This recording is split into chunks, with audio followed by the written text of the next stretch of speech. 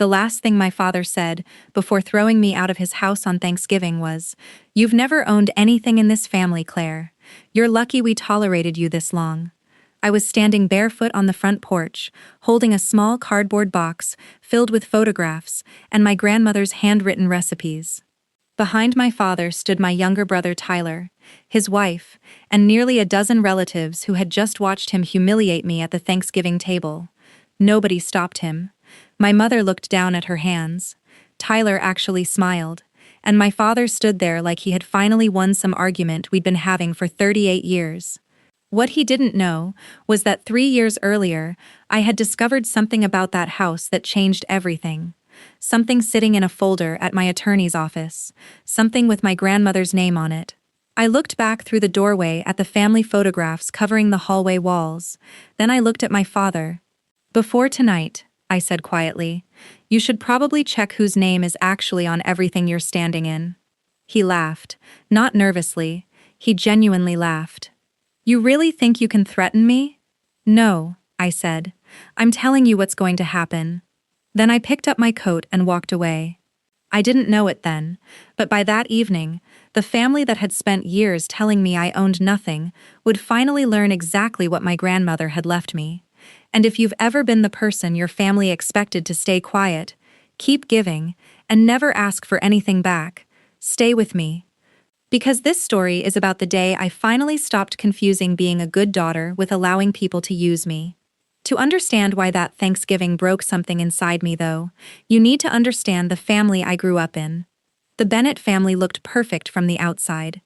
My father, Richard, was a successful contractor who cared deeply about appearances.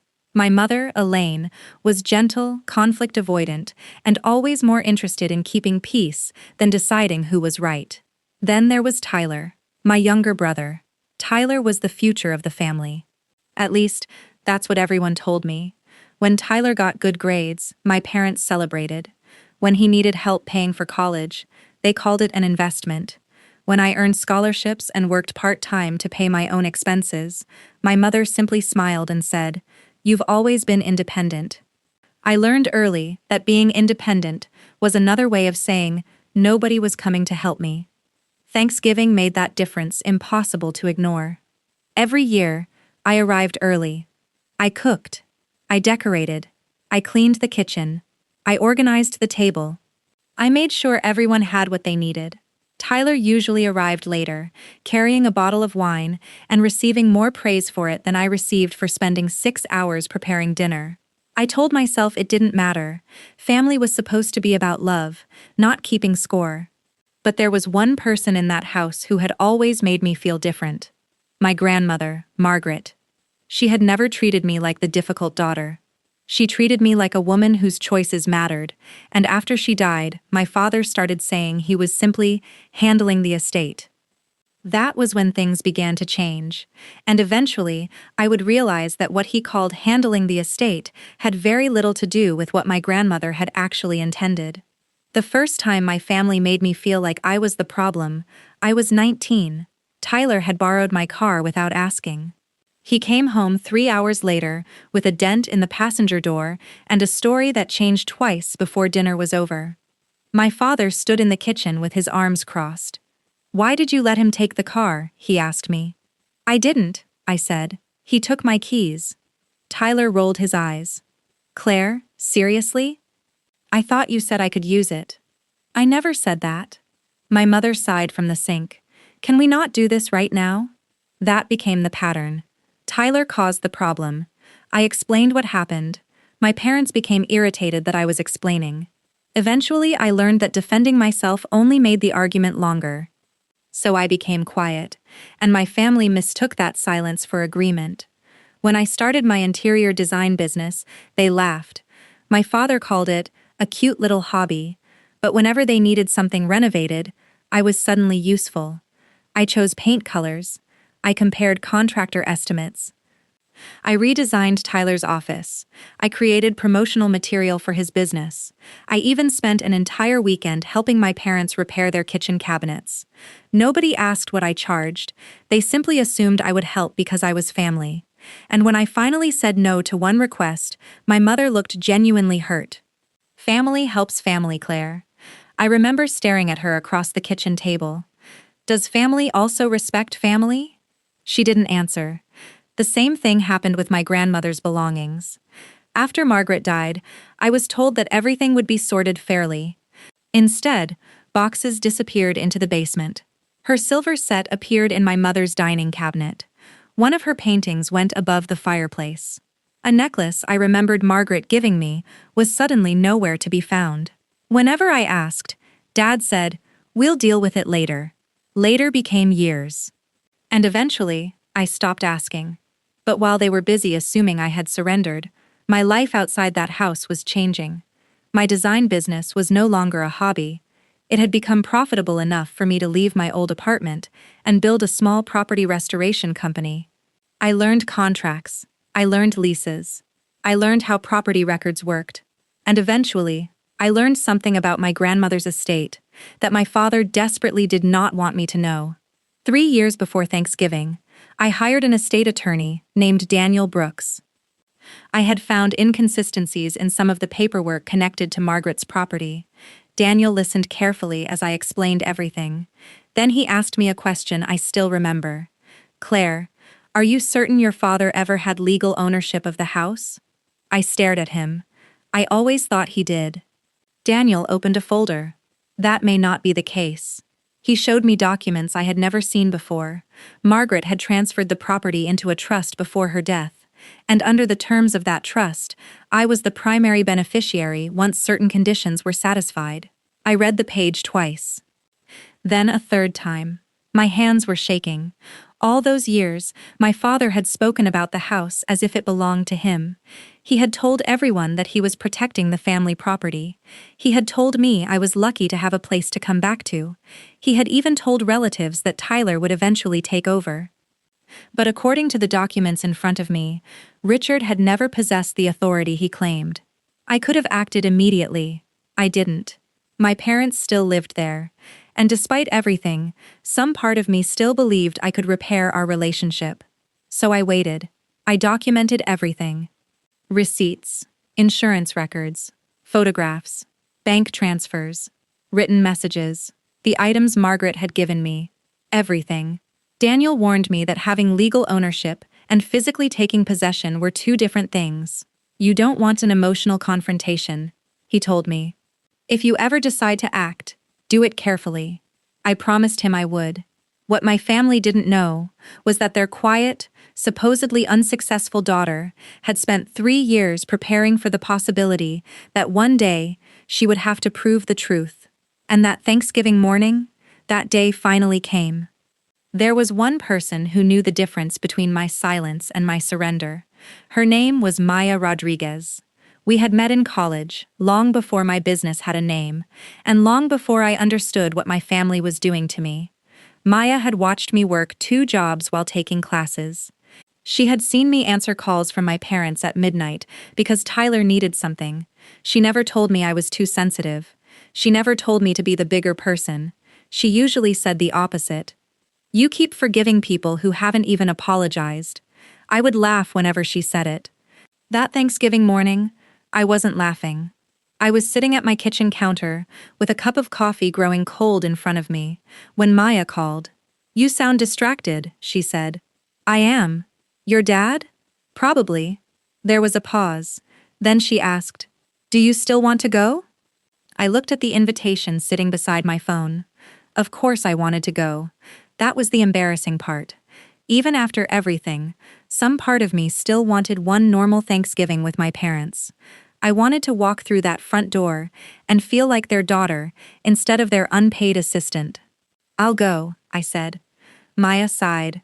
"Claire, forgiveness doesn't mean you have to keep putting yourself in the same room where people hurt you." "I know. Do you?" I didn't answer. A few hours later, I called Daniel. He sounded unusually serious. "The trust transfer is properly recorded," he told me. "And I reviewed the ownership records for the items you told me about. Your documentation is strong." I closed my eyes. "So I'm protected?" "You have substantial legal documentation supporting your position. But remember, Claire, ownership rights and physically taking possession are different things. Don't let anyone provoke you. I won't. Promise me. I promise. Daniel's voice softened. You don't need to prove anything by fighting. That stayed with me. I wasn't going to Thanksgiving to fight.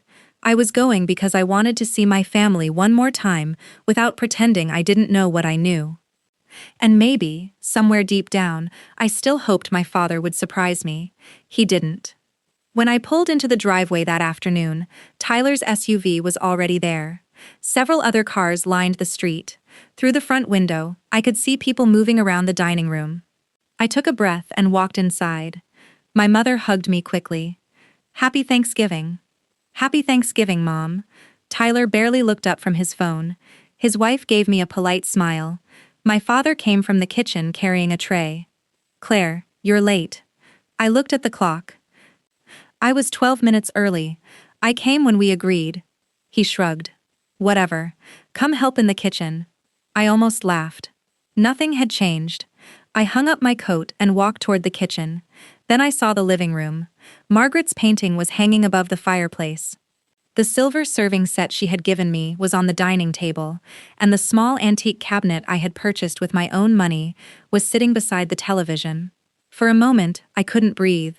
I turned toward my father. Why are those things out? He didn't even look at me. We're using them. That cabinet is mine. He finally looked over. Everything in this house is family property. I stared at him. He smiled. Don't start tonight. I didn't. Not yet. Dinner began at 6. The table was full. Candles flickered between folded napkins, and everyone talked over one another. Tyler's career came up first. My father proudly told everyone that Tyler was finally ready to take on more responsibility. Someday, Dad said, lifting his glass, this whole place will be in Tyler's hands. A few relatives smiled. I looked down at my plate. My mother touched my wrist under the table. Please, she whispered. Please what? Don't make tonight difficult. I almost told her I hadn't made anything difficult, but before I could answer, Tyler laughed. Claire always thinks paperwork makes her special. A few people chuckled. I looked at him. He grinned. My father was watching me, waiting. I suddenly understood. This wasn't an ordinary Thanksgiving dinner. Something had been planned, and whatever my father was about to do, he wanted an audience. I placed my fork beside my plate. Then my father stood. Actually, he said, there's something we need to discuss. The room slowly became quiet. I looked at my mother. She wouldn't meet my eyes. My father folded his hands in front of him.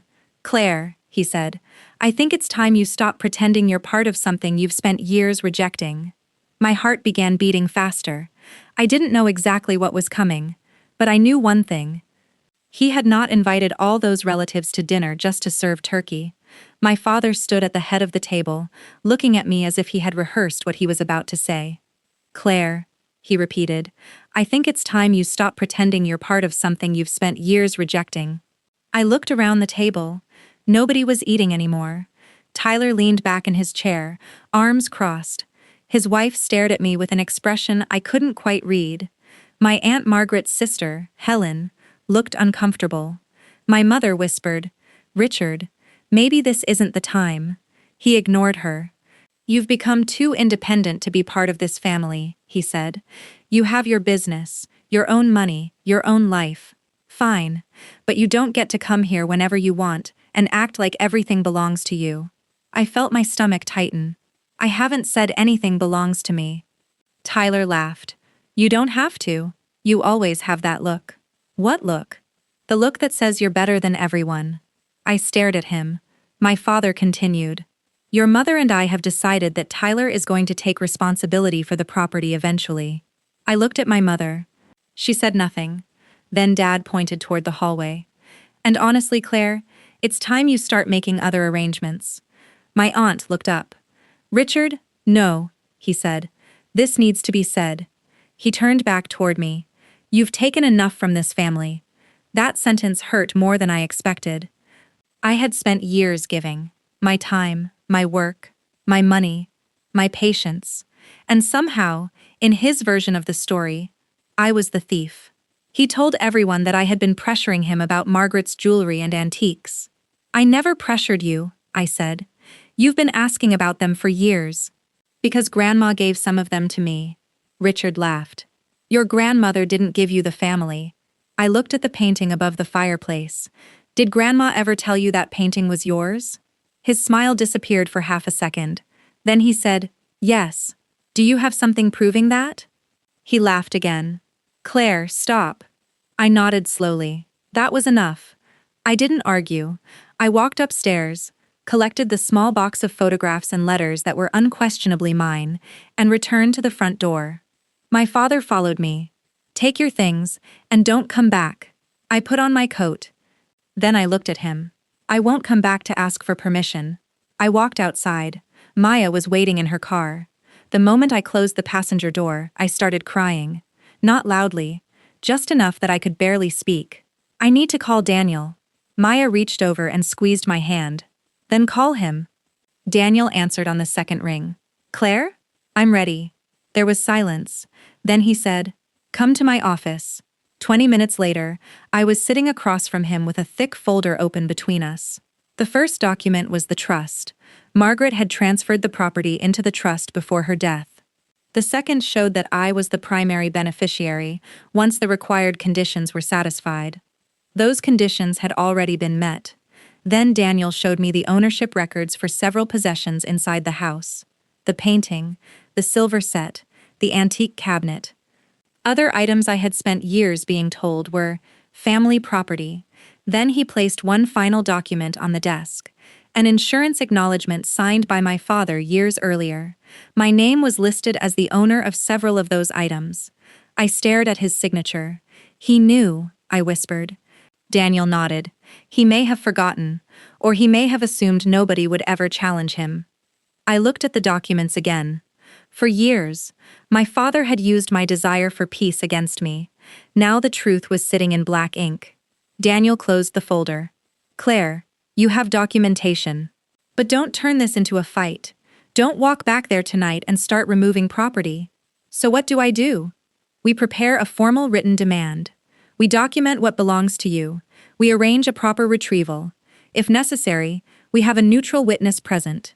I looked at Maya, then back at Daniel. I thought about my father laughing when I asked him for proof. No, I said quietly. What? I've spent years asking them to believe me. I closed the folder. I'm not doing that anymore. Daniel watched me carefully. What are you going to do? I stood. I'm going back. Not to scream. Not to threaten. Not to revenge myself on anyone. I was going back with the truth. And this time, I was bringing the paperwork with me. When I returned to my parents' house that evening, I understood something I hadn't fully understood when I left earlier. I wasn't walking back into my childhood home. I was walking into a room where everyone had finally been given the opportunity to hear the truth. Maya came with me. Daniel had prepared copies of the relevant documents, including the trust records, ownership records, insurance paperwork, and the written acknowledgement bearing my father's signature. Richard opened the door. The confidence on his face disappeared when he saw Maya standing beside me. Then he saw the folder in my hand. What is this? He asked. Documentation. His jaw tightened. I told you not to come back. You told me not to come back to ask for permission. I stepped inside. Several relatives were still there. Apparently, the Thanksgiving humiliation had become the evening's entertainment. They were sitting in the living room, talking quietly. I looked at them. I think everyone who heard what happened earlier deserves to hear the rest. Richard immediately stepped forward. There is nothing else to hear. I placed the folder on the coffee table. There is. Nobody spoke. I opened the first document. This is the trust established by Margaret Bennett before she died. Richard shook his head. That doesn't mean what you think it means. So I slid the document toward him. Then explain it. He didn't touch it. Daniel had explained everything to me carefully. I wasn't claiming ownership because I felt entitled to it. I was relying on documents that had been legally recorded. I pointed to the relevant section. The property was transferred into the trust. I'm the primary beneficiary under the terms of the trust, and the required conditions have already been satisfied. One of my relatives leaned forward. Richard, is that true? My father glared at me. You've been planning this for years. No, I said. I've been documenting it for years. That difference mattered. Then I moved to the next page. These are the records for several items inside this house. I looked toward Margaret's painting above the fireplace. That painting. Then the silver serving set. The silver. Then the antique cabinet beside the television. That cabinet, Tyler stood. You're seriously trying to take everything? I looked at him. No. I paused. I'm taking what belongs to me. The room went silent.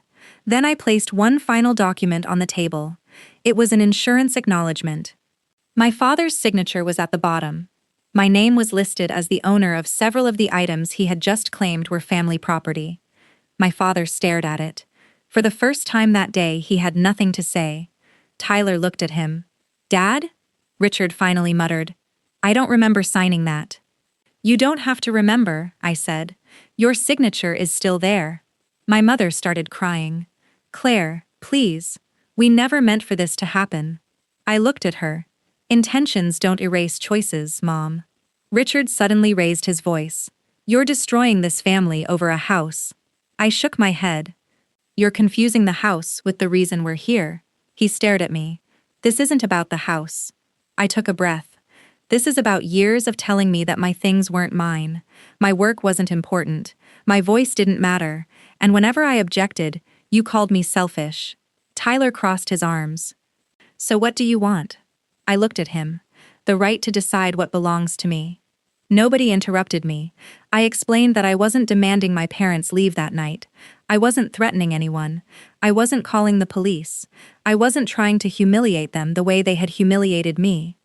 Daniel's written notice established a reasonable process for handling the property.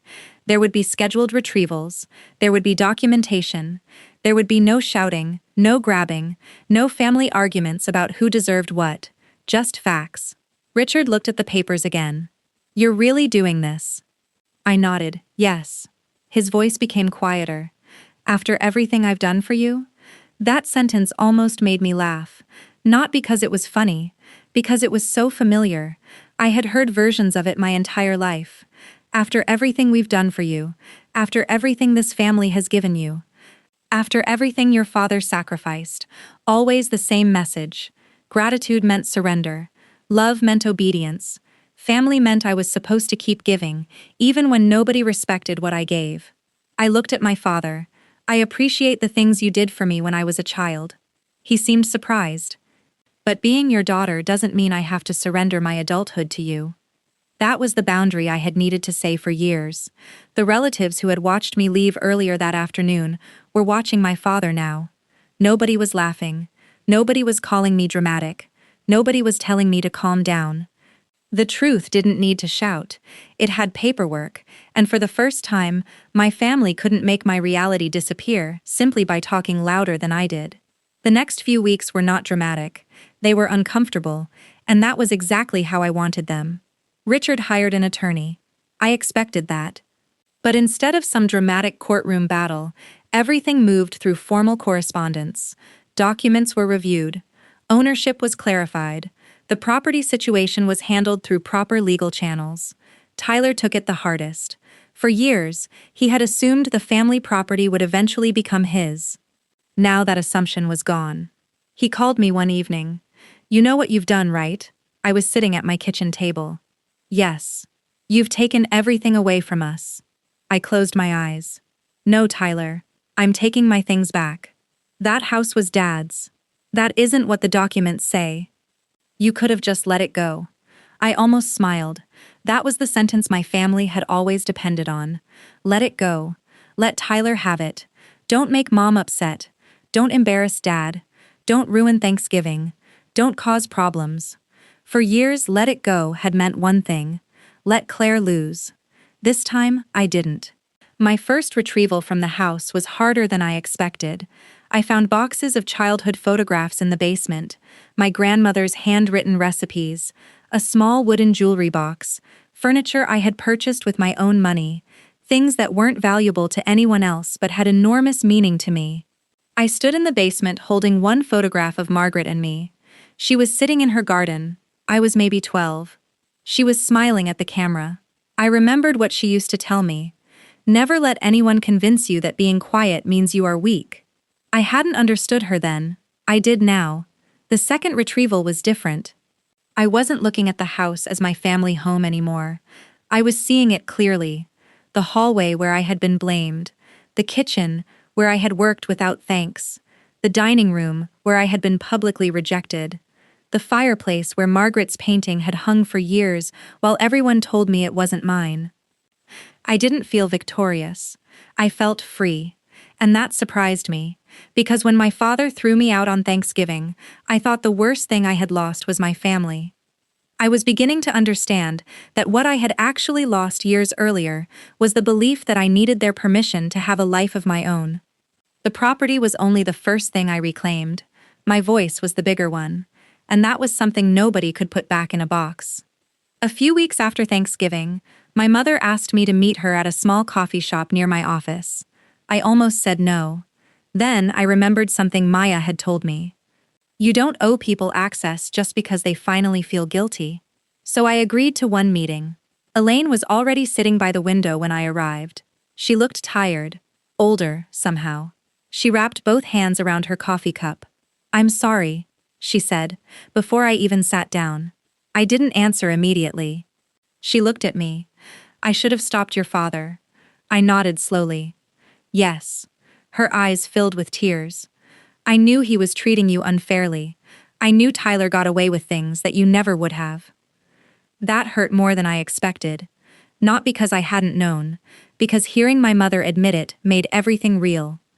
Why didn't you say anything? I asked. She looked down. I was afraid. Of Dad? She nodded. Of losing the family. I took a breath. Mom, I was part of the family too. She started crying. I know. I reached across the table, but I didn't take her hand. I wasn't ready for that. She asked whether I could forgive them. I can forgive you, I said carefully. But forgiveness and reconciliation aren't the same thing. She nodded. I could tell she wanted me to say everything was going to be normal again. I couldn't. Not yet. Maybe not ever. A few days later, my father sent me a long message. He said I had embarrassed him. He said I had divided the family. He said I was being influenced by people who didn't understand how much he had sacrificed for me. Tyler's message was shorter. Can we just move past all this? I stared at both messages for a long time, then I wrote one response. I will communicate about the property and legal matters in writing. I will not discuss my finances, possessions, business, or personal life as family property.